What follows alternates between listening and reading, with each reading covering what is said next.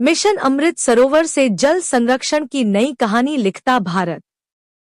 जल सुरक्षित भारत की दिशा में प्रगति को तेज करने के लिए एक रणनीतिक कदम में ग्रामीण विकास मंत्रालय ने ICAR के NASC कॉम्प्लेक्स AP शिंदे संगोष्ठी हॉल में मिशन अमृत सरोवर पर एक राष्ट्रीय कार्यशाला का आयोजन किया।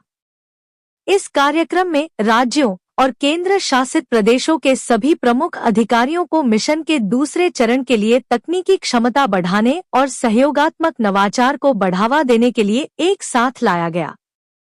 मिशन अमृत सरोवर का दूसरा चरण जमीनी स्तर पर मिशन को लागू करने और तालाबों की परिणामाधारित निगरानी करने के लिए जमीनी प्रणालियों को मजबूत करने हेतु जनभागीदारी और तकनीकी नवाचारों पर केंद्रित है।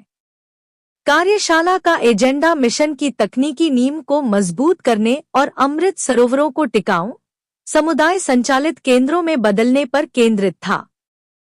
चर्चाएं और सत्र प्रारंभिक लक्ष्यों से आगे बढ़ने पर केंद्रित थे, जिन्हें पहले ही 68,000 से अधिक तालाबों के निर्माण के साथ पार कर लिया गया था। इस आयोजन का एक मुख्य आकर्षण आयतन माप पर गहन तकनीकी प्रशिक्षण था, जो मिशन के प्रभाव का आकलन करने के लिए एक महत्वपूर्ण मीट्रिक है। IIT दिल्ली के विशेषज्ञों ने SONAR, ध्वनि नेविगेशन और ranging, DGPS, differential global positioning system, Flagstaff, photogrammetry और LIDAR, light detection and ranging जैसी तकनीकों का उपयोग करके अमृत सरोवरों की मात्रा का लगातार और सटीक आकलन सुनिश्चित करने के लिए डिजाइन किया गया एक नया ढांचा प्रस्तुत किया।